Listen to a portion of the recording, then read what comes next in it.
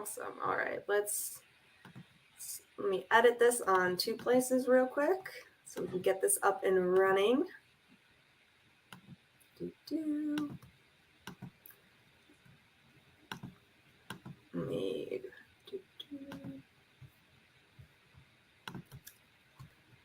All righty, just getting started here, and we are ready to go. Welcome to another Lunch and Learn with Purse Strings. My name is Maggie, and I'm a partner here at Purse Strings. We're all about providing tips, tricks, pieces of advice on how to be financially fearless. And then when you're ready to plan for your retirement, maybe you're getting divorced, buying a home, whatever it may be, we have top-tier financial professionals willing, ready, and able to serve you. We call those our Purse Strings approved professionals, and Phil is one of them. And we're so excited to have him on today to talk about, this intersection of financial and life planning and how to really bring those together to achieve our dreams, because I think that's always the goal. So before we dive into all of that fun, Phil, could you give us a little intro of who you are and what you do? Absolutely. Thanks, Maggie. I appreciate the opportunity to be here, and excuse me. And I'm looking forward to our conversation. Yeah. So I'm a financial advisor. My background is I'm a CFA charter holder and I'm a CPA. I started my business about 5 years ago. I began in public accounting in the tax department.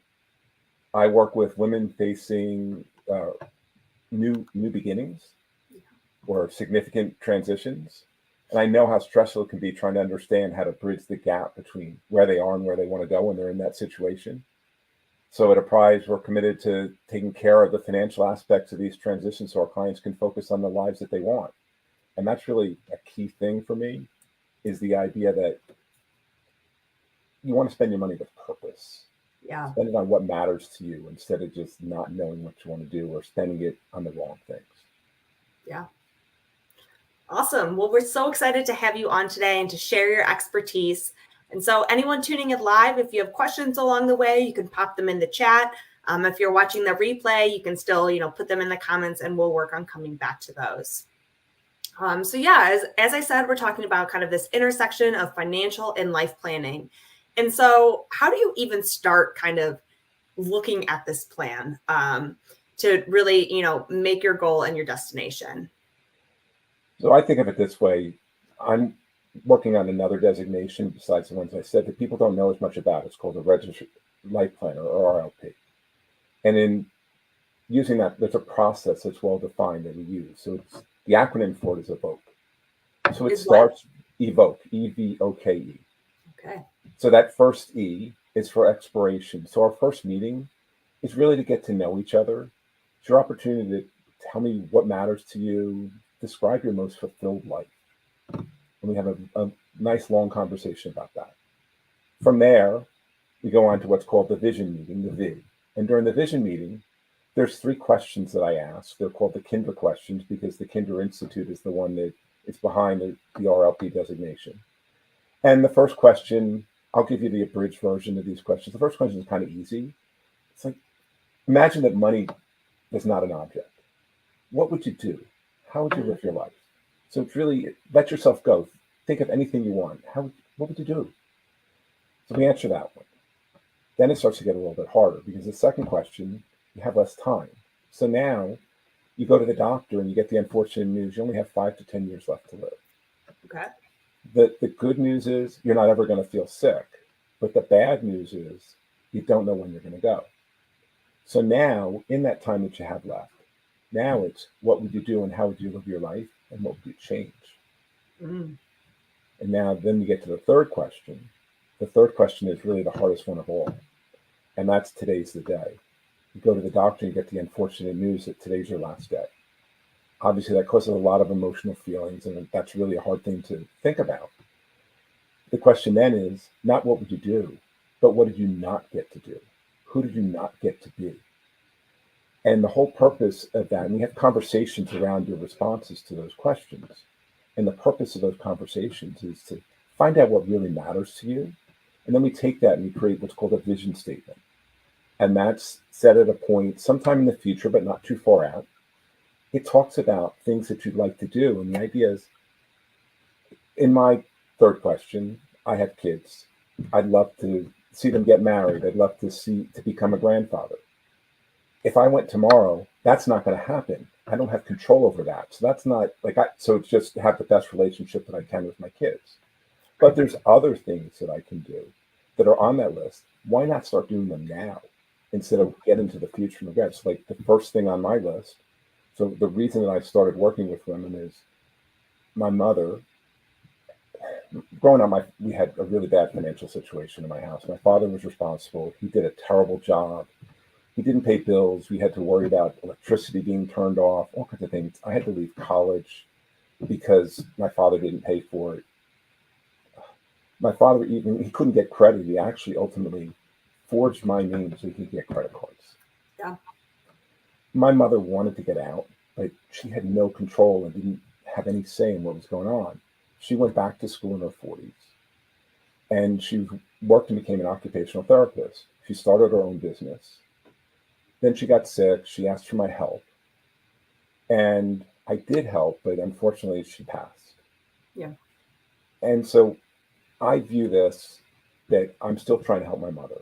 I'm trying to help keep other women from experiencing and going through the things that my mother did, and to have more control and more understanding of their financial lives. Yeah. So the first part of my answer to that third question is I've started to do some work on this. I want to create a scholarship. It'll start small that I'd like to grow over time to help women that decide to go back to school. Yeah. I love that. Thank you. And so, yeah, starting with the E and the V in that evoke, and asking those questions that are sometimes, stumping for people because they've never taken a step back and thought, if money wasn't an issue, what would I be doing? We almost aren't used to all that freedom. But then, yeah, what we want the legacy kind of that we want to leave of what we've done or what we want to do. And so those are really empowering conversations. And so I can see a lot of people almost being nervous going to you or talking to a financial professional. And then you're like, so what are your greatest dreams and desires? Not like what's in your bank account, which is always a fun conversation and just different. But it's also why it's so essential to have both couples at the table if you're a partnership, because those dreams may be different and they might go hand in hand. You might have your own kind of excursions on there. And we want to make sure that those are both folded into the financial plan as well. That's absolutely right, Maggie. That's a great point. And so what else, what are kind of the next letters then once we kind of have this conversation and make these, make our dreams and desires known? So after that vision meeting, and that's supposed to leave you inspired, right? Because I've kind of described something that you really want to achieve. Then we have that O is for obstacles. What can get in the way? So then we have a discussion about the who, the what, the who can help you, what can you do about it, when, because we want to try to put a time frame on this, right? So that you have just increase that motivation that you're feeling from having this great vision, and why you want to do it. And then we have that conversation. So now we kind of identify the things that can get in the way, and then we try to put in steps for you to be able to then overcome those things so that you can achieve this vision that we've laid out. And then the K is knowledge, right? So that's where, as a financial advisor, now we want to start to get into and look and see, can we do these things, or what do we have to change to be able to do these things? Because normally we don't want to say we can't do anything. We just want to figure out how we can accomplish it. Mm-hmm. And then that last E is for execution, because now we're going to go out and do it. Awesome. And so what are some of those obstacles that you usually find get in the way, especially for your female clients? So it could be many things. Like I'll give you an example. I have a client that I'm working with, and so we've been through this process. And so one of the things, sometimes it's a lot of mental things, right? Mm-hmm. So she's worked her whole life. She and her husband have done a great job of saving. They basically lived on one salary and have saved the other. Wow. And I got an email from her a few months ago, and she said, Phil, I'm feeling really stressed out by work. I've taken a leave of absence. I don't know what this means. I don't know what I'm going to do. I don't know how it affects my plan, but I need to do this. Yeah. And when we're talking, one of the things that she says to me is, like, when she talks to her friends, she feels uncomfortable because they make her uncomfortable about the idea that she wants to stop working. Mm. But she can afford to. There's no reason that she can't do it. So that's like a mental obstacle, right? Right. So a lot of times it's mental obstacles. A lot of times I have another client that I work with, like some of the things happen that can be traced far back. Yeah. She doesn't have some of the confidence in herself. And like she talked to me about how growing up, her mother didn't express love to any of her or her siblings. Yeah. And so now a lot of the things that she has to do and her obstacles become she's afraid to do something because the only way to get approval was really to achieve. Yeah. And sometimes we need to be able to step back and say, I want to focus on these other things. Like for her, she's got a daughter that's in high school. She wants to make sure that she can still be there for her. Yeah. Yeah. I mean, those are all so relatable. And it's just so interesting when you dive in how none of that's about usually the lack of money. I mean, sometimes it might be, and that's kind of where you step in, but a lot of it is this mental game, from our original money stories that we've been told. And so it is so important to work with someone you feel comfortable with, because that's a lot that you're opening up about, and you want to be able to share that and get over that barrier. But I could see how that'd be hard if, it's somebody that you feel uncomfortable with. So it's really building that relationship together so you can go over these barriers. And even though you're not, a technical money coach, you still kind of coach through these different mindsets and beliefs that people carry with them. As, everyone comes with their own baggage, good and bad. Absolutely do. And so how do you kind of bridge the gap between, where they are today and where they want to go? So, I mean, let's start with this. Remember, it's not about building the biggest pile of money, right? It's about figuring out what it is that you want to do and what matters to you. Like that's part of it, right? So that's what these conversations are really about. They're about, here's where I am, here's the things that matter to me, and how do I do them? So it involves having a lot of conversations, right? So as you said, feeling comfortable with the person you're working with is really important. Mm-hmm. And remember, I'm not a psychologist like some people say, oh, Phil, sometimes this feels like therapy. It's not, but it's just the process is also about letting you talk and express what matters to you and your hopes and your dreams. And we don't often get a chance to do that. A lot of times we're in conversation and it's a competition between who can say more. Oh, I experienced that. It's not about that, because if I start to do that, I'm cutting off the conversation. So a lot of it is about just giving you that chance to talk and adding some direction and focus to where we're going. And I think those are really the keys. Yeah, definitely. And then, as we know, all plans never go according to plan. There's usually something that's thrown, either maybe a divorce, a job loss, now you're an empty nester, which is just a different kind of feeling. And so how do you kind of, manage these unexpected life transitions, as we know all women go through? So it starts with, let's not be in a hurry, right? Because when those things happen, things are changing. You might not know what you want.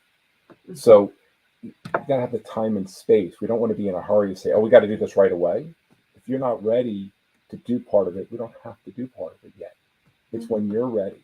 That's really important. And just being there to listen and understand what's going on. I mean, I think those are the keys. Yeah, definitely.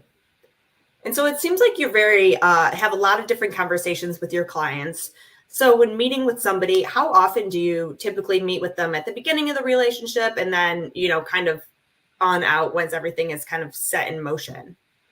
So when we're going through that evoke process, those beginning meetings, we want to make sure that until we at least get through that EV and O, because those are like the foundation of it, those meetings should be no more than 2 weeks apart, because we want to build and sustain the momentum. We don't want to lose it by letting too much time lapse. So that's going to be depending on, sometimes those meetings can last a long time.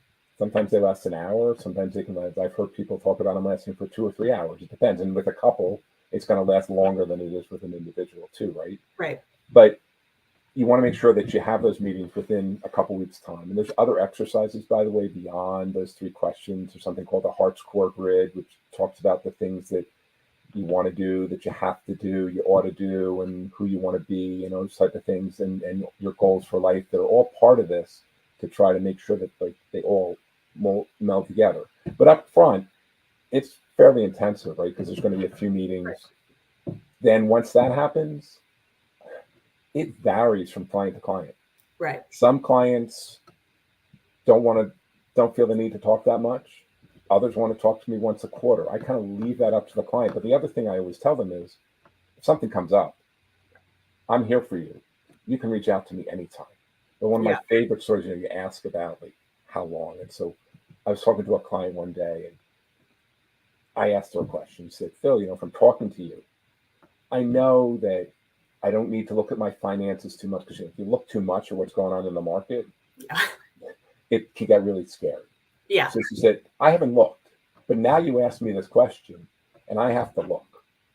So if I'm not happy now, it's going to be all your fault, because I wouldn't have even known if you hadn't asked me that question. That's fair. Yeah. And it's always that balance of keeping an eye on it, but not too close sometimes, because we don't need to watch the market every day when we have, a 30, 50-year plan out there.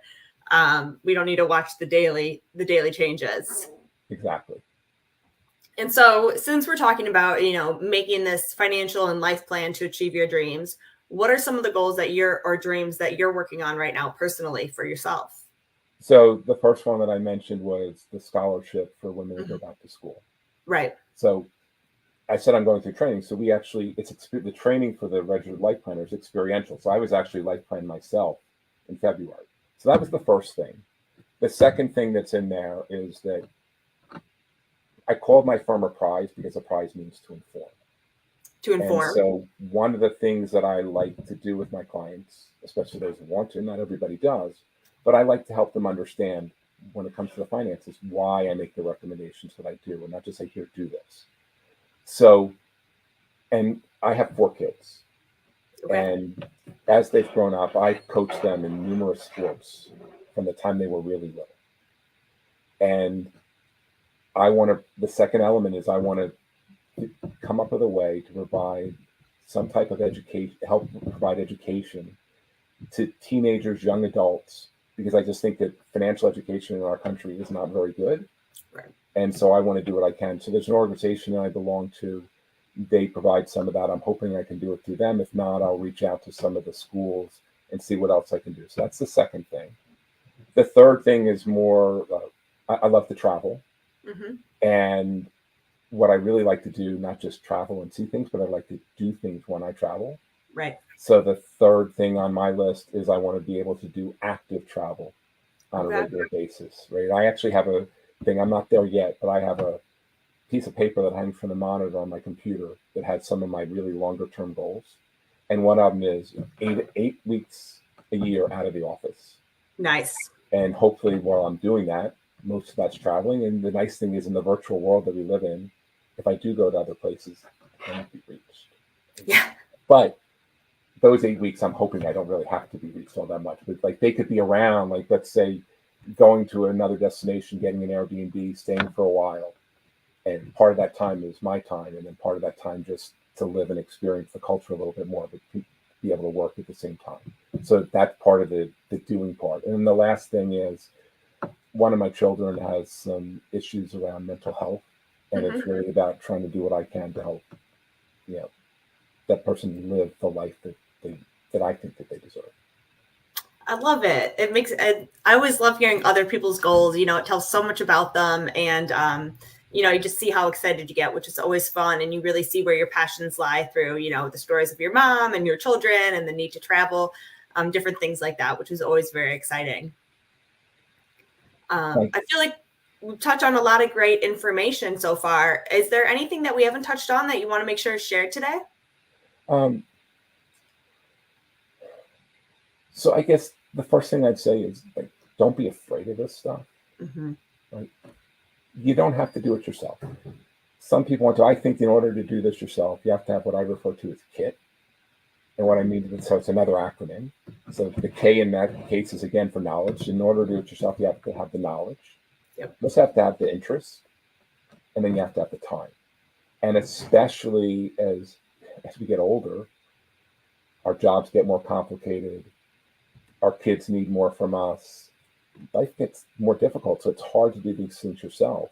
So if you can find somebody that can help you get through and navigate these things, it can help a lot. You do that, you want to make sure you work with somebody that's a fiduciary.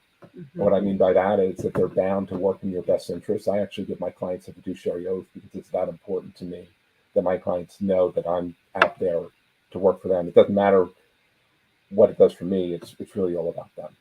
So you ask me a question, I'm giving a choice. I should pick the one that's best for you, not what makes me the most money. And I don't get paid for selling products anyway. I only get paid for really providing advice. Right. And that's so important. I always think, retirement, you kind of have one go at it. So you might as well work with somebody else to get it right, because there's so many things, even just doing these talks with all our great professionals, that you just don't know that you don't know, that's even out there. How do you start researching something you don't know much about already or never heard of, and especially with the time, to me, I'd rather use my time traveling than studying finances. And so I'll let you, who already did the studying, take care of it. But yeah, you got to use someone that you're comfortable with and who is a fiduciary who will be on your team, not just pushing you a product and making a sale. And you've also made reference to another point that's really important, I think, anyway. So for most of our lives, we're accumulating assets, right? We're trying to save for retirement. We're trying to save for our kids to go to school. We're trying to save to do things, right? That's one set of tax rules. And those rules start, you figure you graduate college in your early 20s, and those rules apply until you retire, basically. Then you retire. Now the rules change from a tax side. They're very different. Now you're trying to spend down your assets. And there's so many ways that we can do things to help minimize the tax costs. Because remember, if you put money into an IRA or into your 401k or 403b, whatever the case may be, you got a tax break when it went in there. Pull it out, you're going to start to pay tax on it. But there's ways that we can do things like Roth conversions and things like that can really save a lot of money. Like I worked through an example recently where I just not trying to be fully optimize everything, but I took somebody that had a couple that had $1 million in retirement savings. Yeah. And they were, let's say, 5 years from retirement. And I started to do some Roth conversions because I looked at where their tax bracket was and said that was a reasonable tax bracket if I project things out. Started doing Roth conversions and then continued them even more aggressively after they retired. And that $1 million IRA, I had them both live to 95. Living to 95, they saved over $1 million in taxes on a $1 million IRA just because of tax planning. That math doesn't even make sense to me in my head, but it sounds impressive. If you have $1 million, I don't know how you pay $1 million, but I know, when it grows and you take it out, all this stuff, correct. There are all these variables, but that's huge. And I think taxes, we always think of, oh, now it's April, we have to do them, where it is taking that pre-planning and making that action.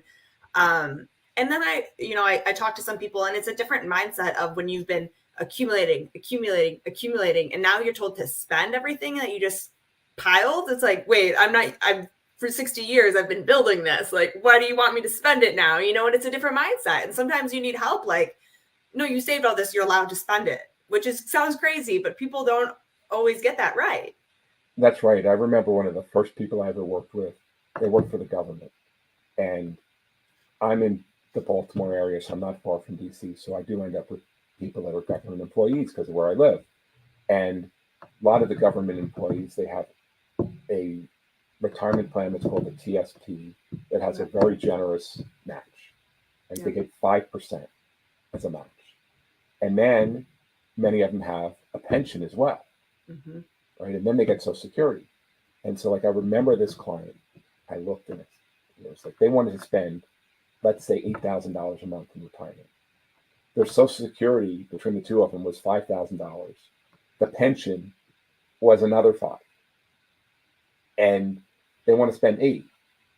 And they're asking, can we do this? I'm like, please, you can do that and more. Like, go take some more trips, right? There's a lot of other things you can do. And so that's why I think that the life planning helps too, right? Because it helps you to figure out those things that you'd really like to accomplish. Of course. You can get away from trying to build that big pile and spend your money with purpose and on things that matters to you.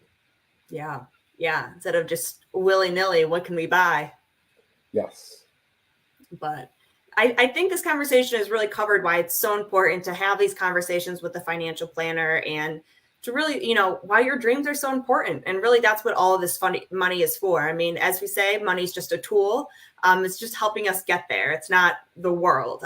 So it's just one aspect. And let's try to, use this money that we've earned, that we work for, and really go hit our dreams out there, since we got this one life to live. I couldn't agree more with everything you just said. That said it very nicely.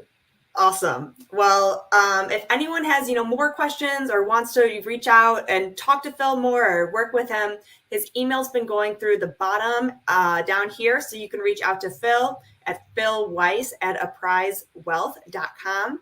He's also one of our Purse Strings approved professionals. So you can check him out on our site, pursestrings.co.